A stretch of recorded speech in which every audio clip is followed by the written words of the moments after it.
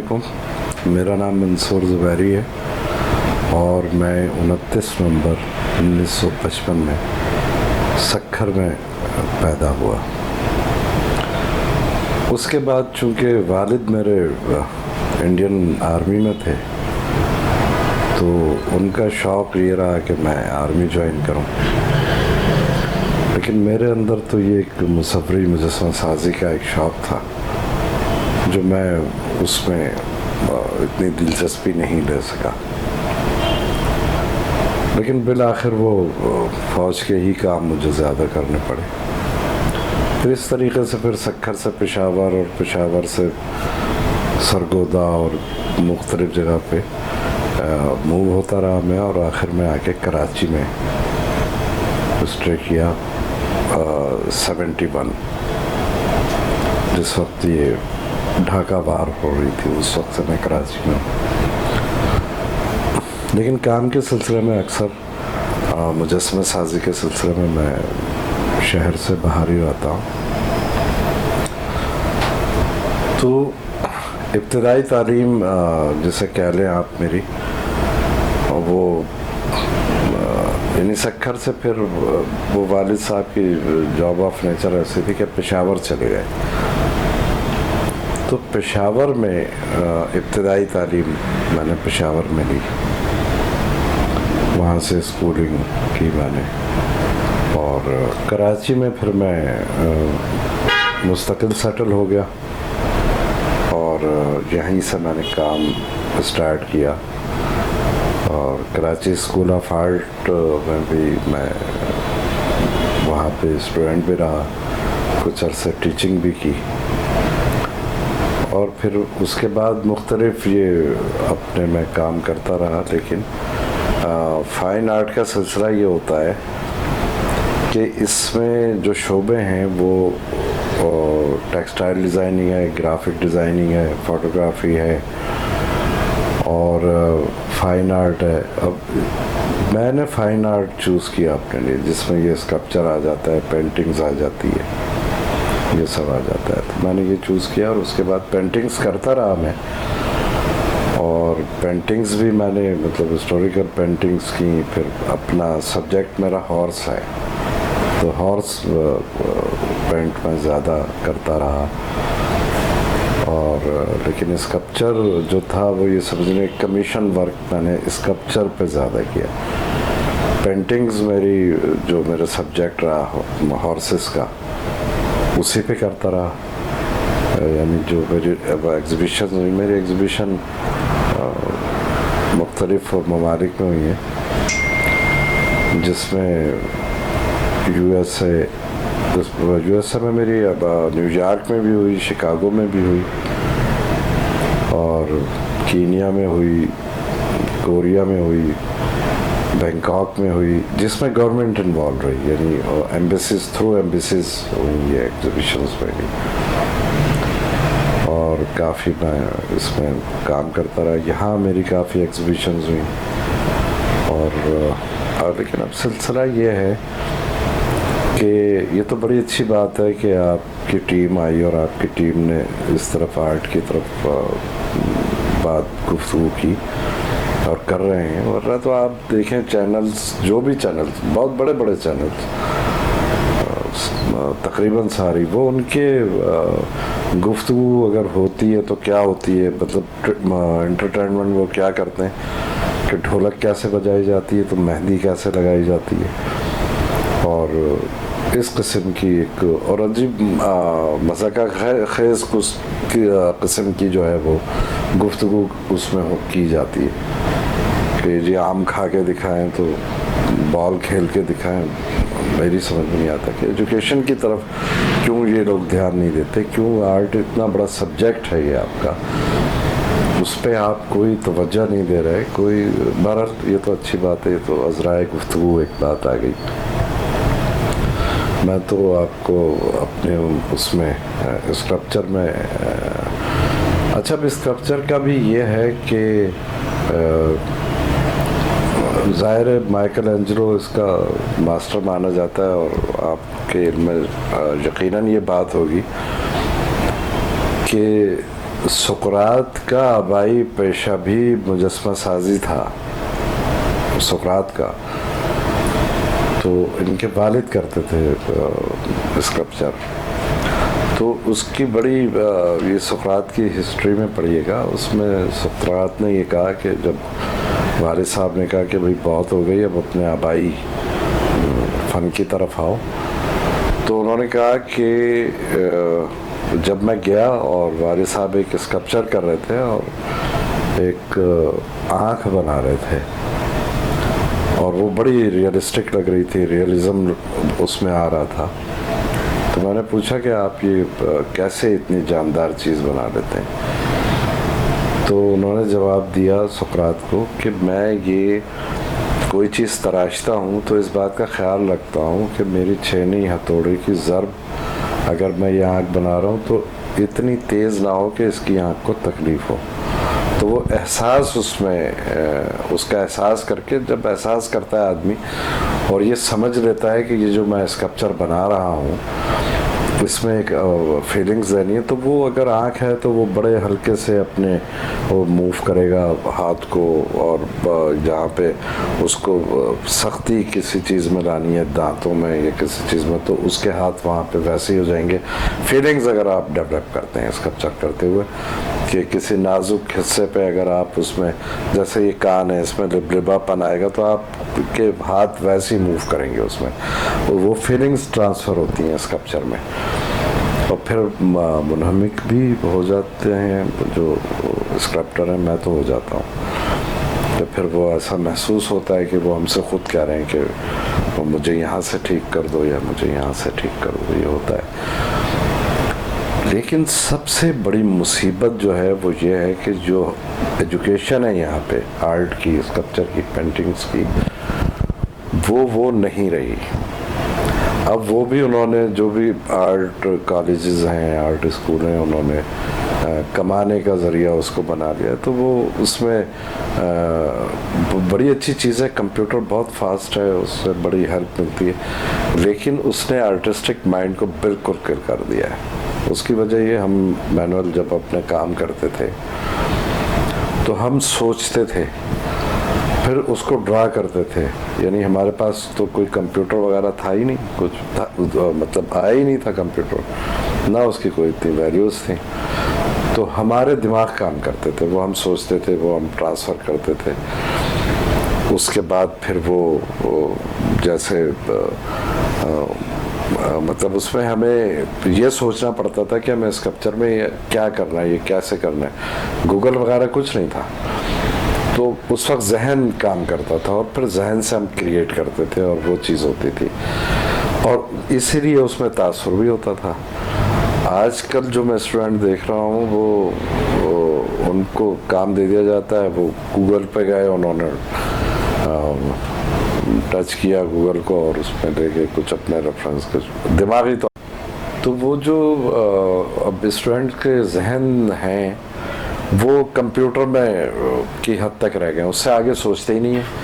तो वो क्या काम होगा अगर उसमें क्या इम्प्रेशन आएगा, क्या नई क्रिएशन दे रहे हैं। क्रिएशन तो कंप्यूटर ने रोक दी, एक जगह पे आके उसका वो ख़त्म हो गया, उससे आगे की सोच। अब तो वो जब उसने ख़त्म कर दिया तो जो स्टूडेंट है वो भी, उनकी सोच भी ख़त्म, क्योंकि उनको सहारा ही उसका। तो टीचर्स को इन्होंने आहिस्ता आहिस्ता पीछे ले गए या ख़त्म कर दिया, या उसकी ज़रूरत महसूस नहीं की। बल्कि मैंने तो ये भी देखा है कि सेकंड, थर्ड ईयर या फोर्थ ईयर क्लियर अभी उसने किया नहीं है, उसके थीसिस चल रहे हैं, और उससे कह दिया नहीं जी अब आप जो है वो फर्स्ट ईयर की क्लासेस रहना शुरू कर दें। अब क्या एक्सपीरियंस होगा उसका, क्या होगा कि वो तो जो वो सिखाएगा, जो नई आने वाली नस्ल है वो वही तो सीखेगी जो वो सिखा रहा है।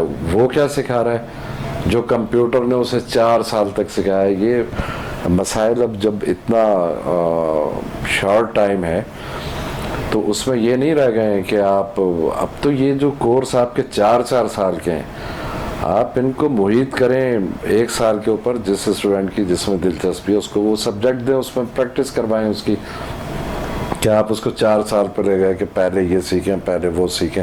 आप ज़रूर बुक्स से उनको करें, उनको एक वक्त दें, शॉर्ट करें। वक्त बहुत वो हो चुका है, 4-4-6 साल का डिप्लोमा दे रहे हैं, डिग्रीज आई भी नहीं है अभी। ये बताइए, डिग्री भी नहीं है वो, चाहे आर्ट्स काउंसिल हो, कराची स्कूल ऑफ आर्ट हो, क्या डिप्लोमा कोर्सेज हो रहे हैं यहाँ पे। तो कम से कम फिर अगर आप 4 साल एक स्टूडेंट के ज़ाया कर रहे हैं तो उसको एक डिग्री दें जो तस्लीम की जाए, जिससे हाँ उसमें वो किया जाए। वरना शॉर्ट करें आप। आर्टिस्ट को मेरे ख्याल इतनी तालीम की ज़रूरत तो होती है, उसके एजुकेशन की ज़रूरत तो होती है, लेकिन डिग्री की ज़रूरत नहीं होती है उसको। मैंने खुद देखा है, क्योंकि जब आप प्रैक्टिकल लाइफ में आते हैं तो प्रैक्टिकल लाइफ ये होती है कि प्रैक्टिकल लाइफ में आप प्रैक्टिकल करते हैं। अब यहाँ तो ये नहीं पता, मालूम नहीं स्टूडेंट को कि अगर ग्राफिक डिज़ाइनर की मैं मिसाल दे देता हूँ कि अगर उससे कहते हैं कि ठीक है जी ये एक डिज़ाइन बना दें, किसी उसका बना दें आप, क्रीम का या किसी चाय की पत्ती का या टूथपेस्ट का, तो वो डिज़ाइन बना के दे देता है कि जी ये। उसके लिए तो पूरी एजुकेशन ये होती है कि आप पहले ये देखें कि वो कौन सा साइज़ है कागज़ का, 22-28 है, 20-30 है, जो बाज़ार में अवेलेबल है, उसमें आपके कितने पैक निकलते हैं, प्रिंटिंग के हेडले में कितना कागज़ जाता है, वेस्टेज कितनी जाती है, फोल्डिंग होके उसका डिज़ाइन क्या होगा, ये कुछ नहीं, ये उसे नहीं मालूम होता है। उसे तो एक डिज़ाइन बना के जी ये मैंने बना के दे दिया, उसको कितने मराइल से गुजरना होता है ये नहीं बताते वो। तो इस तरीके से ये आर्ट एजुकेशन तकरीबन ख़त्म होती जा रही है। बल्कि मैंने तो ये देखा है कि अब तो पेंटिंग्स इस हिसाब से बनती हैं कि जी हाँ हमारे घर का ये ड्राइंग रूम है, ये बेडरूम है, ये कारपेट अगर ग्रीन है तो इसके ऊपर सोफ़ा इस कलर का होना चाहिए, ये सब कलर स्कीम अच्छा, तो फिर इस रंग की पेंटिंग यहाँ पे अच्छी लगी। बिल्कुल मैं इसे क्या कहूँ, जहलाना सोच और जहलाना वो पेंटिंग का एक अपना अलग मकाम होता है उसकी, उसको कोई ज़रूरत नहीं होती है उसका वो पर्दे और उसकी बेडशीट की मैचिंग थोड़ी है। पेंटिंग तो एक पूरी हिस्ट्री है पूरी उसको। तो ये बहरहाल मैं पेंटिंग की तरफ आ गया। मुजस्मा साजी की हम बात कर रहे थे कि मुजस्मा साज भी अब एक यहाँ पे इस उसमें ले गए इसको। मैंने बहुत से देखे, ये शुरू में ये चैनल्स वगैरह तो नहीं थे, तो नया आया पीटीवी था, बस पीटीवी 2 आया, वो थोड़ा एजुकेशन पे उसमें करता था। तो उस वक्त थे प्रोड्यूसर मतलूब हुसैन रिजवी पीटीवी 2 के, और आर्ट पे उन्होंने मेरा इंटरव्यू किया और उन्होंने पहला सवाल मुझसे ये किया, और ये बड़ी उन दिनों वो हो रही थी कि मुजस्मा साजी हराम है और मौलवीज़ के ऊपर बड़ा शोर मचा रहे थे कि ये और वो है। तो उन्होंने मुझसे ये सवाल किया कि ये बताएं सबसे पहला मुजस्मा किसने बनाया।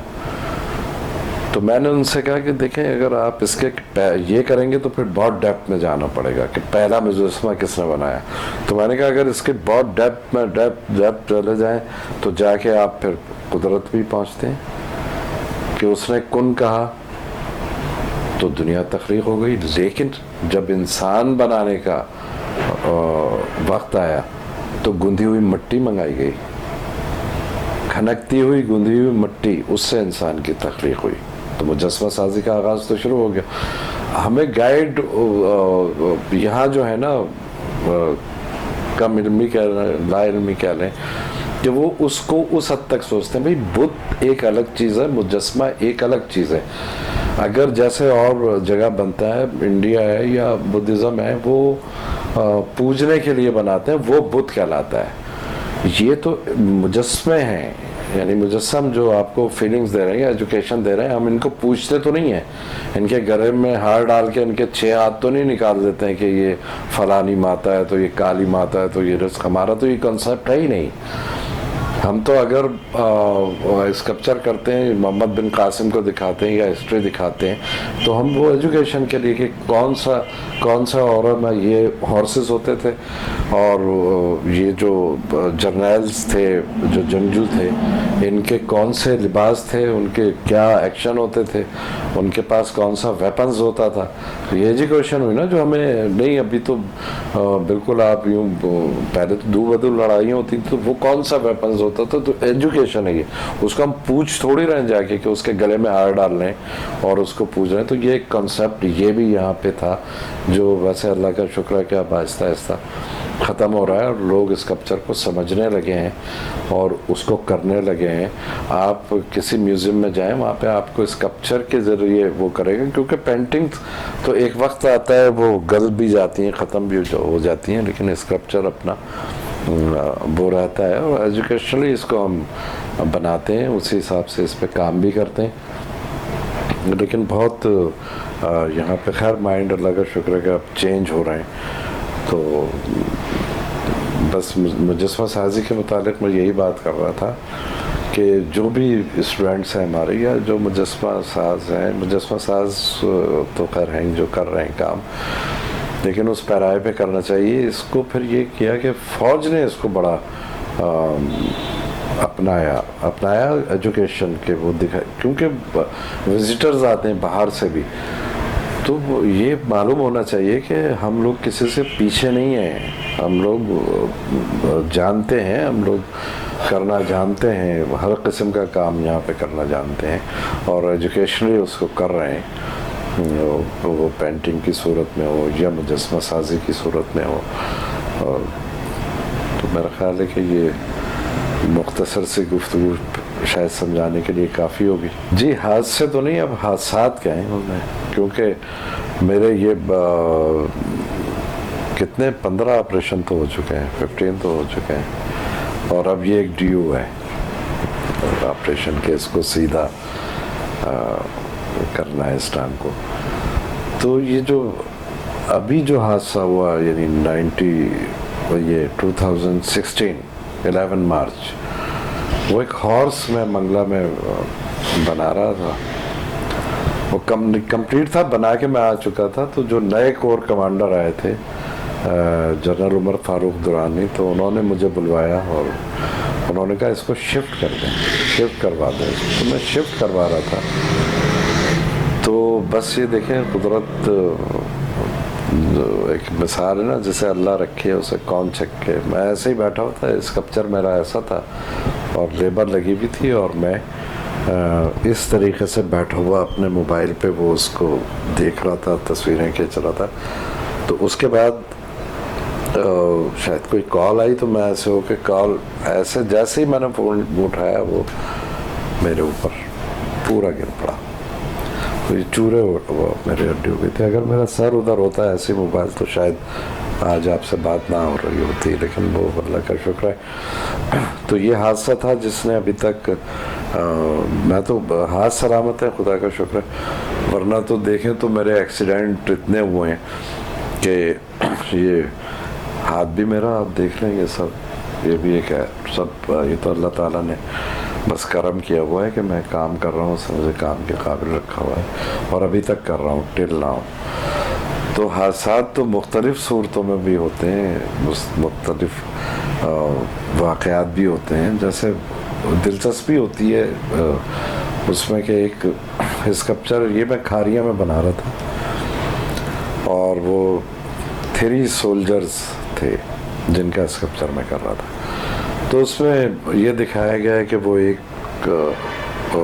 शहीद हो गया है और 2 सोल्जर जो हैं उसे वो कर रहे हैं, अपना 2 सोल्जर जो हैं वो उसे संभाल रहे हैं।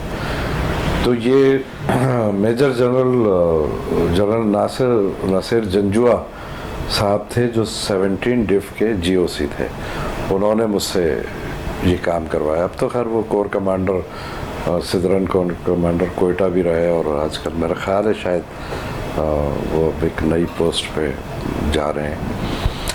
तो उन्होंने मुझसे बनवाया, तो वो जब वो मैंने बना लिया तो उन्होंने कहा कि इस पे मज़ा नहीं आ रहा, और मज़ा मतलब इसको ओरिजिनल और हो जाएगा कि आप इस स्कल्पचर को ले जाएं और उसके ऊपर ओरिजिनल फायर करवाएं।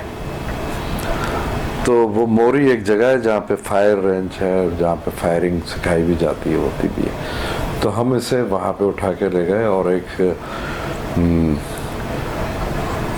MP5 गन होती है जो ऑफिसर्स यूज़ करते हैं, तो उससे फायर मारे उसके ऊपर, तो वो गोली स्लिप हो गई, उसके ऊपर लगी नहीं। उन्होंने कहा कि इस पर G3 की गन उनकी होती है, G3 बहुत पावरफुल, इससे फायर करें ताकि जहाँ जहाँ इसके डैमेज हो वो ओरिजिनल इफेक्ट दे। तो फिर उस पे फायर किए गए, और फायर करने के बाद वो मतलब जहाँ जहाँ निशाने लगे थे वहाँ पे फायर करके लेके आ गए उसको, और उसको रख दिया। तो जनरल नासिर जंजुआ भी थे, तो वो जिस जगह पे गोली गई थी यानी सीने में, इस जगह पे फायर के वक्त उसे मारी थी स्कल्पचर को।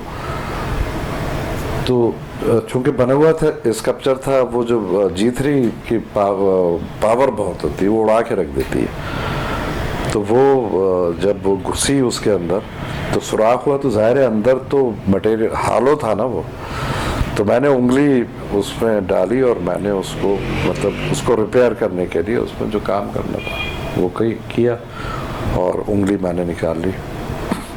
कोई 5-6 सेकंड हुए होंगे, इतने होंगे कि उसके ब्लड निकलना शुरू हुआ स्कल्पचर के। अब हैरान, मैं भी हैरान, जनरल साहब भी हैरान। जनरल साहब बराबर खड़े होते, जनरल नासिर जंजुआ माशाल्लाह आते हैं, बहुत खुद भी आर्टिस्ट हैं और बड़े आर्ट लवर हैं। तो वो आप कहने यार जिसमें से खून कैसे निकल रहा है, मैं भी हैरान, और वो सब कह रहे ये क्या हो रहा है। तो फिर मैंने देखा तो मेरी उंगली कटी थी वो करते हुए, जहाँ मैं उसके वो कर रहा था वहाँ अंदर लोहे का आर्मेचर होता है, वो कट हुआ। वो कट लेके उस वक्त जब मैं रिपेयर कर रहा था मुझे नहीं मालूम हुआ कि ये कट चुकी है मेरी उंगली, तो वो खून वहाँ पे गिरा, उसमें हुआ, वो मैंने निकाल लिया तो खून निकल चुका था, मुझे एहसास भी नहीं हुआ क्योंकि मिट्टी लगी हुई थी उसके ऊपर, लग चुकी थी, तो वो मेरे हाथ पे भी नहीं था। तो लेकिन जब वो हुआ तो कि ये कैसे हुआ, तो फिर मैंने अचानक मैंने कहा वो मेरा, फिर वो मिट्टी भी थोड़ी सी लाल हो गई थी, उसमें से रिस रहा था। तो वो बाज़ औक़ात ऐसा होता है ना कि आदमी ये वाक़यात भूल नहीं पाता, कि वो अगला ये समझ रहा है कि ये क्या हो गया कि स्कल्पचर में से मतलब वो ब्लड निकल रहा है, कैसे मुमकिन है। तो वो था यही, लेकिन बहरहाल उस पर बड़ा अच्छा लगा। कभी आपकी उनसे मुलाकात तो बड़े अच्छे हैं वो जनरल साहब। तो फिर मैंने बड़े हंस के उनसे कहा, मैंने कहा जनरल साहब हम भी उंगली कटा के शहीदों में दाखिल हो गए, ये एक मिसाल तो आई। तो उस वक्त बड़ा अच्छा उन्होंने भी टट्टा लगा, बड़ा अच्छा वक्त गुजरा। ऐसे इसी तरीके से जब ये हुआ कि जब मेरे ऊपर ये हॉर्स गिरा, ये मैं आपको वो किस्से सुना रहा हूँ जो यादगार रह जाते हैं। हॉर्स जब मेरे ऊपर गिरा तो चूँकि कोर कमांडर थे, तो बड़ा इस चीज़ में अगर कोई ऐसा हादसा हो जाता है तो वो फ़ौज जो है वो बड़ी उसमें हो जाती है कि ये क्यों हुआ और कैसे हुआ, और उसकी तहकीकात होती हैं पूरी।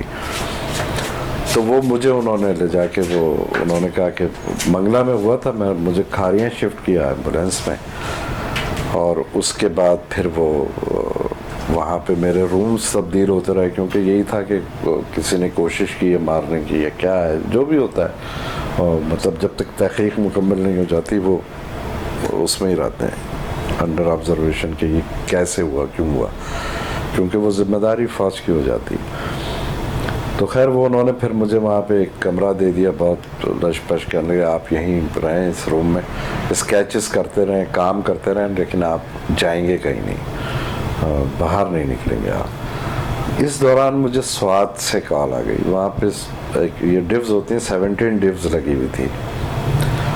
तो उन्होंने वहाँ से कॉल आई, मैंने जनरल साहब से कहा, मैंने कहा जनरल साहब मैं तो बोर हो गया हूँ, मैं परेशान हूँ, मैं तो इतना कमरे में बंद नहीं रह सकता, मेरे पास कॉल आई और मुझे काम करने जाना है। जनरल अच्छा कॉल कहाँ से आई है, मैंने कहा ये 17 डिव स्वात से। कहने के ठीक है, उनसे को एम्बुलेंस का इंतज़ाम करें और जाओ, कर लोगे? मैंने कहा हाँ करूँगा। तो वो एम्बुलेंस आई, पर मैं स्वाद चला गया, ये बेटा मेरे साथ ही था और बेटे भी साथ थे। फिर स्वाद चले गए और फिर मैंने वो काम स्ट्रेचर पे और व्हील चेयर पे किया था। वो मैंने आपको उसकी पिक भेजी है, इन्फेंट्री मैन की, वो उसमें है। तो बाज़ ऐसे वाक़यात होते हैं जो जहन पे महफूज रह जाते हैं, जम जाते हैं और फिर आदमी उसको याद करता है, खुश होता है। तो ऐसे तो वाक़यात होते ही रहते हैं। नहीं, मेरी फैमिली से कोई प्रॉब्लम नहीं। एक सिलसिला ये था कि जो हमारे वालिद थे वो भी फ़ौज में थे, लेकिन वो आर्ट को बहुत पसंद करते थे। तो उन्होंने मुझे काफ़ी सपोर्ट की और मतलब पहले तो उन्होंने फ़ौज में मुझे तकरीबन धक्का ही दे दिया था कि बस घुसेड़ ही दिया था फ़ौज में। तो मैं बिल्कुल वो उसका आदी नहीं था कि बस 24 घंटे बस यस सर और नो सर करता रहूं। तो मेरी अपनी फील्ड थी, मैं उसमें था। लेकिन वो पानी वहीं आके गिरा जहाँ गड्ढा था, यानी काम मैं फ़ौज का ही मैं करता रहा और कर रहा हूँ अभी तक। यानी अभी भी मैं फ़ौज का ही काम कर रहा हूँ। अभी ये कोरोना से पहले मैं पन्नो आकल में एक डिव है 16 डिव, वहाँ पे एक मोनूमेंट, क्योंकि ये लोग बड़ा हिस्ट्री ये लोग कलेक्ट कर रहे हैं, फ़ौज कलेक्ट कर रही है। चौकंडी पे उन्होंने ये जो न्यूज़ जर्नल हैं उन्होंने काम करवाया था। इसके बाद फिर मुझे ज़ोब जाना है, तो वो वहाँ काम मेरा ये कंटिन्यू। फिर मुल्तान में है तो काम तो ये लोग हिस्ट्री स्क्रैप्चर की सूरत में जमा कर रहे हैं, तो काम तो मैं कर रहा हूँ। और लेकिन मैं एक बात ये कहूँगा, बिल्कुल मुझे इससे कोई वो नहीं है, जायका मुझे नहीं है, कि जो तवज्जो देखें, कराची एक इतना बड़ा शहर है और इतनी क्रिएशन है और इतने क्रिएटिव लोग हैं, लेकिन उसमें जो है आपको अपने शहर में आपको जगह नहीं मिली आर्ट में, क्रिएशन में, क्योंकि लोग वहाँ पे वो मुसल्लत कर दिए गए हो गए जिनका कोई वास्ता नहीं, जिन्हें मालूम ही नहीं कि आर्ट होता क्या है, या उस पर वो गुफ्तगू भी नहीं कर सकते। जानना तो दूर की बात है, अगर वो गुफ्तगू भी कुछ लोगों ने सीख ली तो। और मैं ज़रूर हवाला अब और बात करना चाहूँगा इस हवाले से, मैं आर्टिस्टों के हवाले से, दवर्स के हवाले से, कि ये इदारा है आर्ट्स काउंसिल यहाँ पे, ठीक है, उसमें आप मुझे बताएं कि क्या नुमाइंदगी, वो कह रहे हैं नुमाइंदगी, कैसी नुमाइंदगी? आपको तो अपने पसंद मनपसंद लोग जो हैं, जो बिजनेसमैन है, वो जीएस बन जाता है, कभी कोई प्रेसिडेंट बन जाता है, कभी कुछ, उनको आर्ट के बारे में कोई नहीं। चलें ठीक है, जो वहाँ पे एक साहब हैं जो जनरल सेक्रेटरी, वो तो हमारी उम्रों के आदमी है ना। तो हमारा एक बड़ा अच्छा सीरियल हीरो शाहिद शाह, अब मैं और शाहिद शाह और ये अपना खालिद मोइन, हम लोग खड़े हुए थे। खालिद मोइन आपको बताएंगे, क्योंकि खालिद मोइन मौजूद थे। खालिद मोइन खड़े हुए थे, मैं खड़ा हुआ था, शाहिद शाह खड़े हुए थे। तो एजाज़ फारूकी, आर्ट्स काउंसिल की बात कर रहा हूँ, एजाज़ फारूकी साहब वहाँ से गुज़रे और मुझे तो जानते थे, और तो शाहिद शाह कम आते थे। तो कहने लगे इनका आप तारुफ कराएंगे। तो मुझे बड़ी हैरत हुई कि आप you are the secretary general, आपको यही नहीं मालूम कि आपके सामने इतना बड़ा आर्टिस्ट खड़ा हुआ है और आप उससे पूछ रहे हैं कि इनका तारुफ कराएंगे। तो मैंने कहा मैं आपका तारुफ करा देता हूँ। शाहिद शाह से कहा, मैंने कहा मैं इनका तारुफ तो मैं करा देता हूँ, ये यहाँ पे ख़जानची हैं, या बस यही इनका तारुफ है। मेरी तो यही समझ में आता है, इनका और कोई तारुफ मेरी समझ में आ नहीं रहा, वरना मैं ज़रूर करा देता। और फिर मैंने कहा फिर आप ऐसा करें कि आप शाहिद शाह को क्लिक करें और इनके सीरियल देख लें, तो आपको शाहिद शाह का वो हो जाएगा, मालूम हो जाएगा कि ये कौन है। तो इस तरीके से वो लोग, फिर वो मेम्बरान जिनको ये मालूम ही नहीं है, जिनको आर्ट के ही नहीं मालूम है। अब उस दिन मैं देख रहा था प्रेसिडेंट का, आर्ट्स काउंसिल प्रेसिडेंट का एक इंटरव्यू मैं देख रहा था, जिसमें वो कह रहे थे कि जी ये हैं वो हैं, और शायद कुछ मदद मांग रहे थे उनसे अपना गवर्नमेंट ऑफ सिंध से कि वो लिस्ट बना के भेजनी थी। तो जी अगर अबू मोहम्मद, वो अबू जो कव्वाल हैं हमारे बड़े मशहूर अबू मियाँ, तो अबू मियाँ भी आर्टिस्ट हैं, लेकिन उनके साथ जो पीछे 10 लोग ताली बजाते हैं तो वो भी तो हैं, यानी वो भी उसमें। तो अगर वहाँ पे कोई सुन रहा है और सुन के उनके कव्वाली पे ताली बजाता है तो वो भी आर्टिस्ट हो गया, उसे भी फंड चाहिए। यानी अच्छा, फिर आप रख रहे हैं, खुद उन्होंने कहा कि इसमें हमारे जो मुलाजिम हैं आर्ट्स काउंसिल में वो 200 हैं। 200 मुलाजिम कोई फैक्ट्री है वो क्या हॉस्पिटल है, वो क्या चीज़ है जिसमें 200 मुलाजिम किस बात के हैं? आर्टिस्ट वहाँ है नहीं, मुलाजिम है वहाँ पे, उनकी तनख्वाहें और उनकी, तो ये फंड। बहरहाल मैं इस पर क्या कहूँ, इस पर तो जो गवर्नमेंट है या मिनिस्ट्री ऑफ कल्चर है या मैं प्राइम मिनिस्टर से ये बल्कि मेरा मुतालबा है, मैं ये कहूँगा तो प्राइम मिनिस्टर से मैं खुद, जब ये प्राइम मिनिस्टर नहीं थे तो थे ये अपना क्रिकेट में ज़ाहिर हीरो थे, तो हमारी मुलाकात, मैं शायद रिकॉल करें प्राइम मिनिस्टर इस बात को, अगर आपकी ये बात उन्होंने सुन ली, कि जाहिद काज़मी होते थे इनके स्पोकमैन इस्लामाबाद में, अपना पिंडी में मिनिस्ट्री ऑफ डिफेंस के सामने, और वहाँ पे मैं स्कल्पचर कर रहा था। तो जाहिद काज़मी साहब की वालदा की डेथ हुई और इमरान खान साहब आए, मैं भी मौजूद था, कुछ लोग थे, 10-12 लोग थे, मैं था, इमरान खान थे, प्राइम मिनिस्टर हमारे जाहिद काज़मी थे। तो वहाँ पे तो गुफ्तगू हुई थी, तो मैंने ये कहा था कि ये देखें आर्टिस्टों, जो हम लोग एम्बेसडर होते हैं, तो जो एम्बेसडर कहलाते हैं, मुल्क आपसे की पहचान है, आप एम्बेसडर हैं, आप इतने बड़े क्रिकेटर, आप कैप्टन रहे हैं, आपको लोग जानते हैं एज एन क्रिकेटर, आप एम्बेसडर हैं। आप उस वक्त प्राइम मिनिस्टर नहीं थे, उस वक्त मतलब ये तहरीक चला रहे थे। तो मैंने कहा मैं अगर चला जाता हूँ तो मैं अपने फ़न के हवाले से वहाँ का एम्बेसडर हूँ, मैं वहाँ का वो हूँ, ऐसे तो फ़नकार को इग्नोर क्यों किया जा रहा है? इनके तो पासपोर्ट का कलर्स भी डिप्लोमेटिक होना चाहिए, ब्लू होना चाहिए, क्योंकि ये आपकी पहचान है। अगर आप कोई एक आम आदमी उठ के चला जाए तो वो थोड़ी पहचान, जो कल्चर है, आपकी सकाफत है या आपकी पहचान है, इनकी तरफ आपकी कोई इतनी तवज्जो नहीं है। ये मैं उस वक्त बात कर रहा था जब ये इन्होंने पीएम साहब ने, जब ये गुफ्तगू हो रही थी और ये हम एक लॉन में बैठे थे, तो मैं ये कह रहा था कि आप ये जमात बनाने जा रहे हैं, अगर ये उस इतनी नई बात, इतनी पुरानी बात है, यानी नई बात ये थी इसमें कि मैंने ये कहा था कि मेरी दुआ है कि आप, क्योंकि बहुत नफीस आदमी, बड़ा आर्टिस्टिक आदमी है वो, तो उसमें आप ये अगर बन जाती है तो इसमें आर्टिस्टों की भी तो एक मिनिस्ट्री रखें। अब मिनिस्ट्री आपने आर्ट, वज़ीर सकाफत, वज़ीर वो फलाना, उनका तो मुशीर भी कोई आर्टिस्ट नहीं है जो दिखाए, जो बताए कि आप अपने शहर को, आप अपने मुल्क को कैसे खूबसूरत बना सकते हैं। तो मेरी तो ये है कि आप एक क्रिएट करें, मिनिस्ट्री क्रिएट करें जिसमें आर्टिस्ट जितना अच्छा मैनेज करना जानता है, जितना ये सब चलिए आपके, आप उठा के क्या देखते हैं कि लापरवाह होते हैं। लापरवाह वो खुद से होता है, उसके दाढ़ी भी बड़ी होती है, उसके मूछें भी बड़ी होती हैं, उसके कपड़े भी मैले होते हैं, उसके कपड़े फटे हुए भी होते हैं, लेकिन उसका काम फटा हुआ नहीं होता, वो अपने काम से लापरवाह नहीं होता है।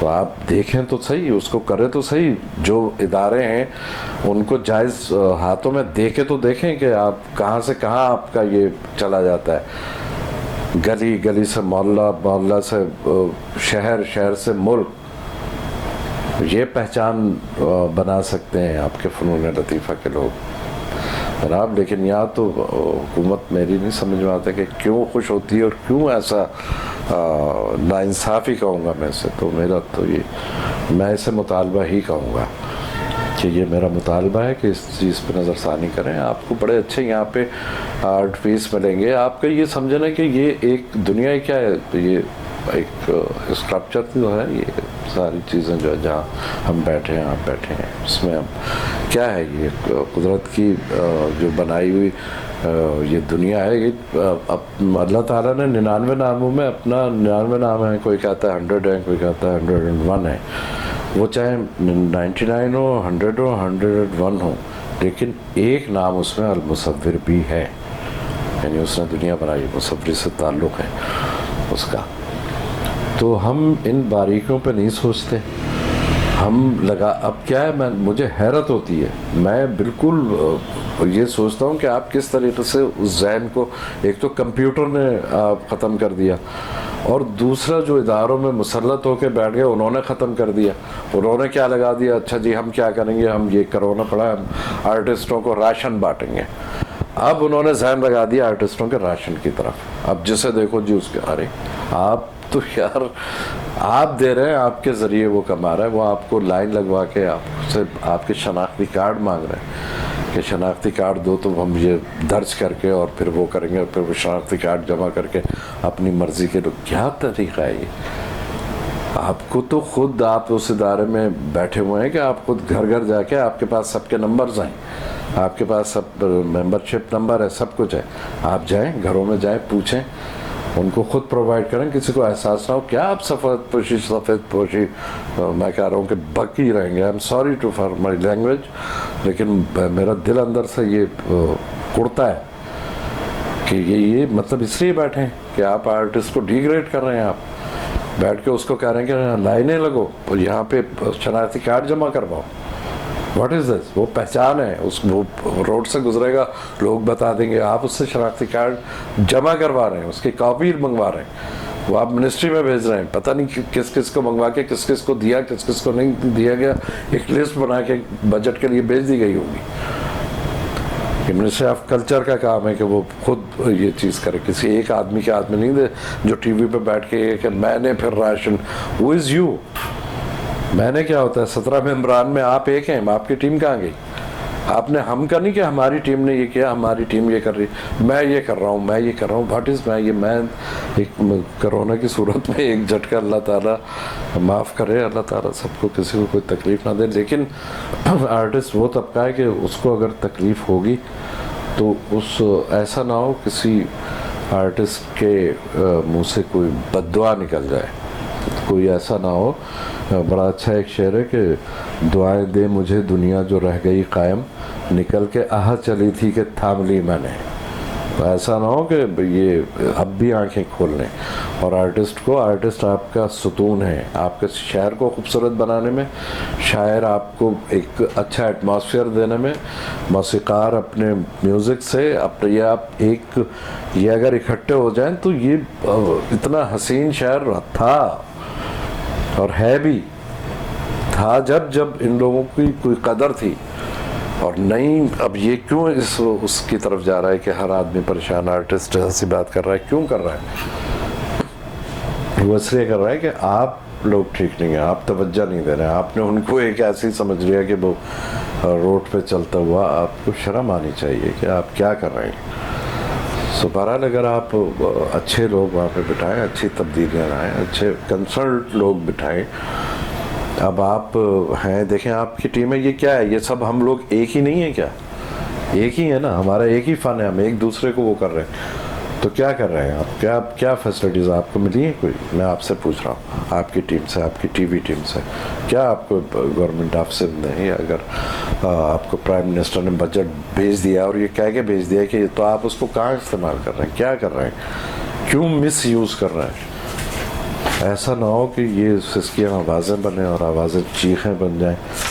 हुआ ये है कि ये म्यूज़ियम एक यहाँ पे, एक तो पहले मैं आपको बता दूं कि जब ये केयर टेकर गवर्नमेंट आई 2 माह के लिए, तो मैं इस्लामाबाद में था, तो उसमें यहाँ पे मिनिस्ट्री ऑफ कल्चर में ये 2 महीने की गवर्नमेंट के लिए वो एक हवा उड़ी के प्रेसिडेंट आर्ट्स काउंसिल जनाब मोहम्मद अहमद शाह साहब मिनिस्टर ऑफ कल्चर ही संभालेंगे और उस पर वो करेंगे, क्योंकि आर्ट्स काउंसिल से ताल्लुक़ है। तो इसके ऊपर बड़ा जो आर्टिस्ट जो हैं बददिल हैं और लोग के ये क्या हो रहा है। अब एक तो वो इदारे को एक अजीब बना दिया, एक बिज़नेस का इदारा बना दिया, फिर ये मिनिस्ट्री ऑफ कल्चर में भी खैर वो मालूम ये हुआ कि डॉक्टर मोहम्मद अली शाह साहब के बेटे डॉक्टर जुनैद अली शाह वो मिनिस्टर ऑफ कल्चर हो गए। जब वो मिनिस्टर ऑफ कल्चर हो गए तो चूंकि डॉक्टर मोहम्मद अली शाह खुद बहुत अच्छे आर्ट लवर थे और आर्टिस्ट को बहुत पसंद करते थे, तो उस हवाले से डॉक्टर जुनैद मेरी बड़ी कदर और बड़ी इज़्ज़त, तो उन्होंने मुझे इस्लामाबाद फ़ोन किया और इन्होंने कहा कि आप बतौर एडवाइज़र इधर आ जाएँ। तो मैं आ गया था उस ज़माने में, नेशनल म्यूज़ियम में उन्होंने मुझे ऑफिस दिया था, मैं वहीं था, कल्चर पे काम कर रहा था। बड़े अच्छे प्रोग्राम किए, कुछ लोगों को उसमें फंडिंग भी डॉक्टर साहब ने की डायरेक्ट, और उस तरीके से फिर ये तो वहाँ पे ये डिस्कस होती थी। तो वहीं ऑफिस था मंजूर अहमद खनासरो जो डीजी हैं वहाँ पे। तो ये एक बात डिस्कस हुई और उसके बाद फिर मैं कहीं चला गया, वो कहीं चले गए। फिर जब मैं आया तो फिर मंजूर साहब, अब तो वो क्लिफ्टन में खनासरो साहब बैठते हैं, फिर वहाँ हमारी मीटिंग हुई। तो उन्होंने कहा कि हम ये इसको म्यूज़ियम में और कायद आज़म की लाइव दिखाते हैं, क्योंकि कायद आज़म कैसे बैठते थे, कैसा लिबास पहनते थे, वो सब लिबास और वो सब उनके पास महफूज हैं यहाँ पे खनासरो साहब के पास। उन्होंने कहा ये हम यूज़ करेंगे, ये आप स्कल्पचर करें, हम इसको वो करते हैं। तो ये अभी पाइपलाइन में है, उसका एक स्कल्पचर मैं ये शुरू कर दिया है मैंने, जो इस एहतजाज के सिलसिले में एक दफ़ा प्रेस क्लब के सामने मैं गया था, तो वहाँ पे वो स्कल्पचर स्टार्ट किया था मैंने, ये वाला प्रेस क्लब के सामने। तो ये वो म्यूज़ियम का एक हिस्सा बनेगा, कायद आज़म म्यूज़ियम, तो उसमें मैं ये काम मैं कर रहा हूँ। और इस पे कायद आज़म के स्कल्पचर, जो कायद आज़म के साथी थे जो वहाँ रहते थे, फातिमा जनाब, कैसे बर्तन थे, क्या थे, वो सब एक म्यूज़ियम उसमें जा रहा है, जैसा म्यूज़ियम होना चाहिए। अभी तो उनकी चीज़ें रखी हुई हैं ना, फिर वो कॉन्फ्रेंस कैसे हो रही है, जैसे म्यूज़ियम लाहौर में डेवलप किया है, आर्मी म्यूज़ियम है कि वहाँ लाइव दिखाइए, तो यहाँ कायद आज़म की लाइव दिखाई जाएगी, जिस पर मैं ये पाइप लाइन में है, लेकिन हो रहा है इसके ऊपर वर्क, और मुझे उम्मीद है कि इस ये एक अच्छा वर्क होगा। और इस तरीक़े से आपकी बहुत सी चीज़ें, बहुत सी जगहें हमारी ऐसी हैं जो उजाड़ पड़ी हुई हैं और उसको समझ में नहीं आता क्या। तो बड़ा अच्छा एटमॉस्फेयर था आर्ट का, यहाँ लोग होते थे, गैलरी, अब गैलरीज जो होती थी वो एक दो होती थी, अब हुआ क्या है कि फ्रेमर्स जो हैं, जो फ्रेम करते थे आर्टिस्टों की पेंटिंग्स पे, उनके पास पेंटिंग्स आर्टिस्ट की जब सेल हो जाती थी, 2-3 इंडस आर्ट गैलरी थी अली इमाम साहब की, वही एक सबसे अच्छी और एक ही गैलरी थी वहाँ पे। बशीर मिर्ज़ा साहब की गैलरी थी, ये 2-3 गैलरीज थी नहीं। जो पेंटिंग सेल होती थी, जो क्लाइंट ख़रीदता था वो फ्रेम कराने के लिए जाता था। अब जब फ्रेम कराने के लिए जाता था तो वो वहाँ पे और कोई आप भी आते थे कि भाई ये पेंटिंग किसकी है, पूछते हैं ना कि किसने फ्रेम को दी है, जो कस्टमर आते हैं फ्रेम के लिए, तो वो बताते थे। तो अब फ्रेमर्स जो लोग थे, मैं बड़ी अजीब सी बात करने जा रहा हूँ, जो फ्रेमर्स थे उन्होंने उनको आर्ट गैलरीज में कन्वर्ट कर दिया और वो आर्ट गैलरीज के नाम से चलने लगी, जबकि उन्हें मालूम ही नहीं कि आर्ट होता क्या है, आर्ट कहते किसे हैं। अब आप मेरी गुफ्तगू सुन रहे हैं, मैं आपको बता दूं जो हमारे लिखने वाले भी हैं, आजकल के राइटर भी, कि न्यूयॉर्क में म्यूज़ियम ऑफ मॉडर्न आर्ट है। मॉडर्न आर्ट म्यूज़ियम में 5th फ्लोर पे सूर्यलिज्म के जो डॉली आर्टिस्ट हैं उनकी पेंटिंग्स का है।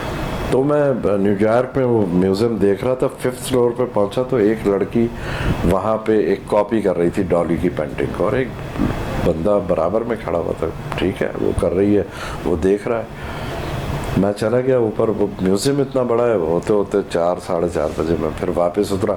मैं लिफ्ट इसलिए इस्तेमाल नहीं कि उस वक्त मेरा एक्सीडेंट भी नहीं था और मैं मतलब ज़रा सेहतमंद भी था, तो लिफ्ट की जगह मैंने कहा कि मैं विज़िट करता हुआ, देखता हुआ, एंजॉय करता हुआ जाता। तो मैं वापस उतरा तो डॉली के फ्लोर पे वही लड़की स्केच कर रही है और वही बंदा खड़ा हुआ है। तो मुझे थोड़ी सी आदत हुई कि चलो ये तो स्केच कर रही है, ये क्यों खड़ा हुआ है। तो मैंने कहा चलो अगर ये हस्बैंड है या बॉयफ्रेंड है या फैमिली मेम्बर है तो इधर उधर तो हो, वो चाय वाय पिए, ये तो एक प्रोजेक्टर को उससे देखा जा रहा है। कर रहा है, उसकी वो काम कर रही। तो फिर मैंने उससे पूछा, मैंने कहा आप भी क्या आर्टिस्ट हैं क्या, इनके फैमिली मेम्बर हैं? तो उसने कहा नहीं, मैं राइटर हूँ, मैं जब तक एक काम करते हुए देखूँगा नहीं, इनकी लाइंस को नहीं देखूँगा, मैं कैसे वो कर सकता हूँ, लिख सकता हूँ उनके ऊपर। ये होते हैं लिखारी। हमारे यहाँ तो वो हाँ जी, वो एक टेलीफोन के अब ताल्लुकात के बना पर, वो जी मेरी एग्जीबिशन है जी, अच्छा क्या है, क्या बनाया, ये बनाया जी, अच्छा क्या क्या होता है, अच्छा जी, दूसरे दिन हाथ में अखबार में वो आर्टिकल तैयार, कोई स्टडी नहीं, कोई कुछ। पहले थे लोग जो आर्ट पे लिखते थे, अमजद अली साहब थे, अकबर नकवी साहब थे, हमीद जमा साहब थे, मारजोरी हुसैन थी, वो तो लंदन शिफ्ट हो गई, शफी अकील थे, ये लोग थे जो, सुल्तान अहमद थे। अब तो कुछ नहीं है, अब तो ये जो नाम नेहाद लोग आ गए हैं वो मेरी समझ में नहीं आता, वो भी कंप्यूटर का ही सहारा ले रहे हैं, स्टडी किसी की नहीं है। तो दुख होता है इस उसके ऊपर। और थोड़े से मैं आपको ये बात बता दूं कि मैंने इस एग्ज़िबिशंस मेरी बाहर भी हुई हैं, मैं जिक्र कर चुका हूँ, और दूसरे पाकिस्तान के तकरीबन तमाम शहरों में मेरे मुजस्मे हैं, मेरी एग्ज़िबिशंस हुई हैं, स्वात, एबटाबाद, मरी, कलाम, इस्लामाबाद, मुल्तान, बावलपुर, पन्नुआ, किरकर, बहुत एग्जीबिशंस, बहुत काम मेरा लगा हुआ है।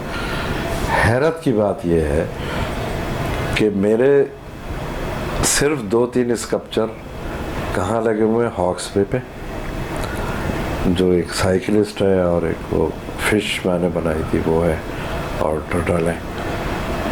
इस शहर का मैं हूँ, और ये शहर ही नाबलद है, इस शहर में वो काम नहीं हो रहा। तो मेरी ये ख्वाहिश है तो लेकिन वो क्यों नहीं हो रहा कि वो जब ऐसे लोग आप बिठा देंगे तो कहाँ आर्ट तरवीज पाएगा, फिर कहाँ जाएगा? फिर तो आपको यही यहाँ पे मिलेगा कि आपको जो आर्टिस्ट हैं वो लेबर की सूरत में भीख मांगते हुए वहाँ आर्ट्स काउंसिल के आते हुए नज़र आएंगे, जो मैं नहीं चाहता, जो मेरी ख्वाहिश है नहीं, उनको इतना डिग्रेड नहीं समझा जाए, उनकी एक पॉलिसी बनाई जाए, उनको एक इज्जत दी जाए, उनका इंश्योरेंस की जाए। जो हुआ था आपकी ये कॉलोनी जो है आर्ट कॉलोनी के हिसाब से प्लाट्सों का भी होता है, लेकिन कुछ नहीं, कहाँ गए, क्या हो रहा है, कुछ नहीं, तवज्जो ही नहीं। इसलिए कि जो तवज्जो दिलाने वाले हैं, जिनको बिठाया गया है इस मकसद के लिए कि तुम्हें ये करना है, तो वो कर अपने लिए रहेंगे, उन लोगों के लिए नहीं कर रहे जिनकी वजह से वो वहाँ पे आके बैठे। तो फिर मैं एक तो मैं प्राइम मिनिस्टर से इमरान खान साहब से ये मुतालबा है मेरा, दूसरा फिर यहाँ जो लुक आफ्टर कर रहे हैं वो बिलावल भुट्टो जरदारी हैं। वो एक एजुकेटेड इंसान है, वो बाहर पढ़े हुए हैं, वो हाउ नो जानते हैं, तो वो इस तरफ तवज्जो दें आर्टिस्टों की तरफ। अब जो भी फ़नून लतीफ़ा से ताल्लुक़ रखते हैं, इसमें आप देखें यहाँ कितना क्लासिकल फ़न है, यहाँ कितना अच्छा शायरी है, यहाँ कितने अच्छे राइटर्स हैं, यहाँ पे कितना अच्छी म्यूज़िक है, मौसीकी है, मुसव्वरी है, मुजस्मा साजी है। तो बज़ाते ख़ुद गवर्नमेंट ऑफ सिंध में बिलावल भुट्टो जरदारी साहब को विज़िट करना पड़ेगा, उनको देखना पड़ेगा, उनको ये काम हो रहा है। देखिए ये काम हो रहा है, ये काम कैसे हो रहा है कि आपने एक वही बात आ गई ना, आपने किसी से कहा मेरे लिए, आपने ढूंढा ना, ये काम होता है। ये तो नहीं हुआ कि मैं आपसे कहूँ कि भाई हनीफ साहब आइए, ये ऐसा करें कि यहाँ बैठें, ये लिफाफा रखें और कल मुझे टीवी पे बुला लें। यही हो रहा है, यही हो रहा है। वरना आप ये देखें, आपने मेरा इंटरव्यू लिया, क्या आप खुद ही आ रहे हैं, ढूंढ रहे हैं, तलाश कर रहे हैं, फ़ोन कर रहे हैं, स्टडी कर रहे हैं ना, आपको एक जेन्युइन चीज़ आप सामने ला रहे हैं। और ओवरसीज़ अगर ये चल रहे हैं OPTV में, कह रहा हूँ बहुत बड़ा काम कर रहे हैं आप, बहुत बड़ा, कि आप जेन्युइन लोगों को कम से कम फेस पे ला तो रहे हैं, उनकी बात तो सुन रहे हैं। वरना अच्छा, चाहे वो शायर हो, अदीब हो, मुसव्विर हो, मुजस्मा साज हो, या म्यूज़िक का ताल्लुक़ रखता हो, आर्किटेक्ट हो, कोई भी हो, जब वो बात करेगा तो उसकी बात में आपको असर भी मिलेगा, आपको एजुकेशन भी मिलेगी, आपको वो बात सच भी लगेगी। लेकिन उनके वो लोग जो अपने आप को लीडर कहते हैं कि मैं जी हम इनके, आप बताएं कि तलत हुसैन सामने बैठे हुए हैं, फातिमा हसन सामने बैठे हैं, हसीना मोइन सामने बैठी हैं, आप स्टेज पे चढ़ के प्रेसिडेंट ऑफ ये आर्ट्स काउंसिल स्टेज पे चढ़ के कह रहे हैं, रिकॉर्डेड बात है कि ये लोग बैठे हुए नाम लेकर और मैं उनका लीडर हूँ, मैं इनका लीडर हूँ, कमिश्नर साहब मैं इनका लीडर हूँ। वो आर यू, कौन से लीडर हैं भाई, क्या लीड कर रहे हैं आप? जैसे तो 50 लोग ये लीडर पैदा करके छोड़ रहे हैं। आप कहाँ की बात कर रहे हैं, कैसी बात कर रहे हैं? आर्टिस्ट को इतना डिग्रेड क्यों समझा और किया जा रहा है? तो इस तरफ भी तवज्जो देने की ज़रूरत है, हुकूमत पाकिस्तान को भी और हुकूमत सिंध को भी और मुतअल्लिक़ा लोगों को भी। मैं आपको एक बात बता दूं, जो नई नस्ल है वो हमसे कहीं आगे जाएगी, टेक्निक्स और ये और वो, बड़ा अच्छा, उनकी सोच बड़ी अच्छी है, वो बड़ा अच्छा काम कर रहे हैं। लेकिन वो अब बड़ा अच्छा लगता है जब मुझसे सवाल करते हैं, इस उम्र के लड़के लड़कियां पूछते हैं, तो बड़ा अच्छा लगता है कि नयापन होता है, नई बात उसमें नज़र आती है, तो वो पूछते हैं और वो बहुत आगे बढ़ेंगे कि उनकी सोच है, वो करें उस फील्ड में, उसमें काम करते रहें, लेकिन वो इन टच रहें अपने सीनियर से, तजर्बा इधर से लें, काम वो खुद करें, तजर्बा हमारे पास है, माइंड और ताकत उनके पास है, तो वो बहुत आगे जाएंगे वो करें काम, घर पे करें। और ये नहीं कि आप देखें, आप यू आर क्रिएटर, ये मैं उन बच्चियों के लिए मैसेज दे रहा हूँ कि आप क्रिएटर हैं, आप गाइडलाइन लें, आप पूछें अपने टीचर से, लेकिन अगर आप टीचर को फॉलो ना करें कि अगर उसने गलत लाइन लगा दी और वो उस बात पे कह रहा है कि नहीं जी ये मैं सही हूँ, क्योंकि होते ही बहुत से ज़्यादा, तो आप वही करें नहीं, आप उससे गाइडलाइन लें, लेकिन आप खुद सोचें, आप खुद ये बात करें कि आया ये है भी नहीं, एक से नहीं, दो से नहीं, तीन से नहीं, आप मुख्तलिफ अपने जो आपके इर्द गिर्द लोग हैं उनसे पूछें। आप, ये एजुकेशन है, ये आर्ट है, इसमें कोई 4 लाइनें मार के और कलर फेंक के नहीं बन जाता है, इसके पीछे पूरी हिस्ट्री होती है। अब मैं आपको एक छोटा सा वाक़या बता दूं कि विंसेंट वैन गॉग जो इम्प्रेशनिस्ट आर्टिस्ट था, 37 साल की उम्र में अपने आप को गोली मार के हलाक कर दिया सनफ्लावर के खेत में जाके। और क्यों किया? कि उसके पास पैसे नहीं थे, वो भूखा था। और अब यहाँ पे जो उसका भाई था थ्यू, वो पेंटिंग्स बेचता था, एक मैनेजर था एक आर्ट गैलरी में।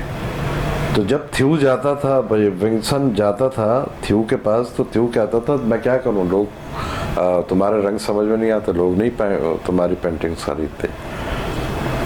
तो बददिल होके वो उसकी बीवी, खैर ये तो पूरी हिस्ट्री है, उसने सनफ्लावर में जाके और एक पेंटिंग बनाई सनफ्लावर की, फूलों की, छोटी सी 1.5 बाई 2 फीट की। और उसने वो, चूँकि उसकी थीम थी, वो सोच थी, मैं मैसेज ये हिस्ट्री, अगर जो स्टूडेंट हैं उन, ये हिस्ट्री ऑफ आर्ट में वैन गॉग आया होगा आपके पास, हिस्ट्री ऑफ आर्ट में ज़रूर आया होगा। मैंने तो इसकी, आप वो फिल्म ज़रूर देखें, विंसेंट थ्यू, पिन ड्रॉप साइलेंट था, जब मैंने अमेरिका में देखी थी ये फिल्म 91 में रिलीज़ हुई थी ये, और पिन ड्रॉप साइलेंट था। तो विंसेंट एंड न्यूटन नाम की फ़िल्म ज़रूर देखें, सर्च कर लें, अब तो मिल जाएगी आपको, उस वक्त रिलीज़ हुई थी ये। तो इसमें मेरा ये उनको पैगाम है कि एक तो ये देखें, तो जो सन उसने वो किए थे, पेंट किए थे, तो सनफ्लावर का उस फूल का रुख जो है वो उस हिसाब से तब्दील होता है, सूरज की तरफ होता है। तो वो खुदकशी कर ली, फिर बाद में स्टडी के वक्त क्या था, ये किस वक्त मरा होगा, किस वक्त खुदकशी की, तो उस सनफ्लावर से ये मालूम हुआ, क्योंकि सूरज का रुख जिस रुख से वैन गॉग ने बनाए थे कि ये वक्त होगा, क्योंकि उसने पेंट सूरज को, इसको सनफ्लावर का सूरज के उस रुख पर पेंट किया। ये तो तहरीक हुई थी। और उसके बाद वो भूख से मरा था, इसलिए कि उसको ये बात बुरी लग गई थी कि इसकी भाभी ने ये उससे कह दिया था कि जब वैन गॉग आया तो थ्यू से उसने कहा, लो हम तो एक बच्चे के दूध के लिए रो रहे हैं, अब ये दूसरा बच्चा भी पालो वैन गॉग के लिए, उसने कहा। तो यहाँ से ये बात सुन के वो मुड़ा था, सनफ्लावर के खेत में गया और उसने डायरी पर लिखा कि आज के बाद मेरा भतीजा कभी भूख से नहीं मरेगा। और उसने आप सुसाइड कर ली। और उसके बाद सनफ्लावर पेंटिंग आप नेट पे सर्च कीजिएगा, 82.5 मिलियन डॉलर की सेल हुई है। जो आदमी भूख से मरा। और शुक्रिया, मैं आपकी टीम का, ओपी टीवी का और सब बड़ा मशकूर हूँ। और आप दुआ गो हूँ कि आप ऐसे अगर ये काम करेंगे तो कोई वक्त दूर नहीं कि आप बहुत जल्द रोशनास करा दें।